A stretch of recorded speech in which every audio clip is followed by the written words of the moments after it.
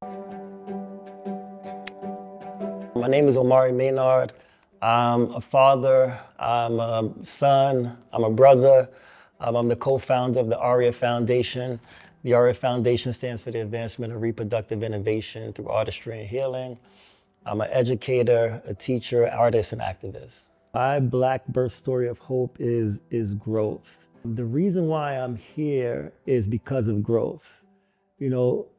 My partner, Shamani Gibson, she passed away September 6, 2019, after giving birth to our second child. She passed away 13 days after she gave birth to him.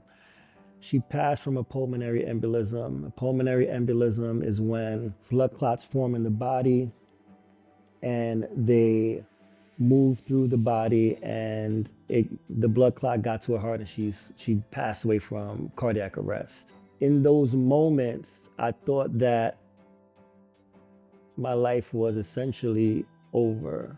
But it's important to understand and know that, when somebody transitions and they become an ancestor, that doesn't mean that the relationship is over. It doesn't mean that communication is over. That just means that it changes, right?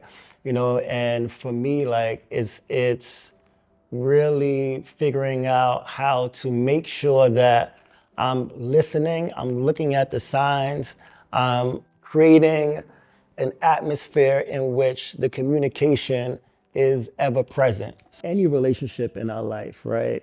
There has to be points of transition. Maybe not technically as, like serious as somebody passing away, but those transitions always happen. And in those transitions, you learn.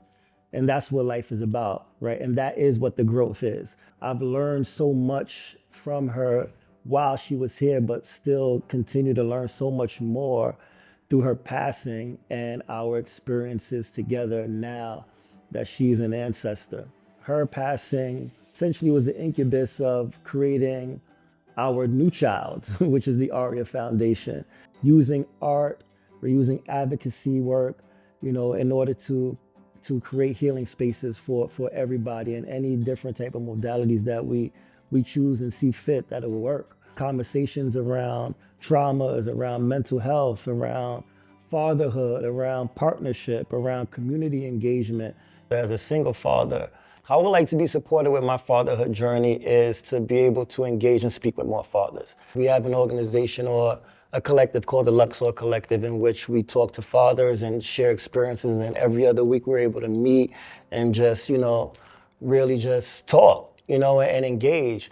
And I bring that up because as a Black man, and we don't do this enough in our culture because we were never given the space to tell our stories, right? Our stories were things that would get us lynched, get us killed, get us, our family separated. So, we're ingrained generationally, traumatized by the fact that, we need to be quiet. The men's group that I have, somebody can come in and never been a part of the group before, but they'll share their most, tragic, horrific experiences with strangers because of the space is safe, and they know that, what they say, the men that are in the group have also experienced it, right? So there's a shared bond. I want my Black Maternal Health Village to know that I would not be here without them. I need them to know that, when I was going through my deepest times of tragedy and grief, their support is the only thing that sustained me. Them checking up on me on a daily basis, checking in on my family, and accepting me with open arms and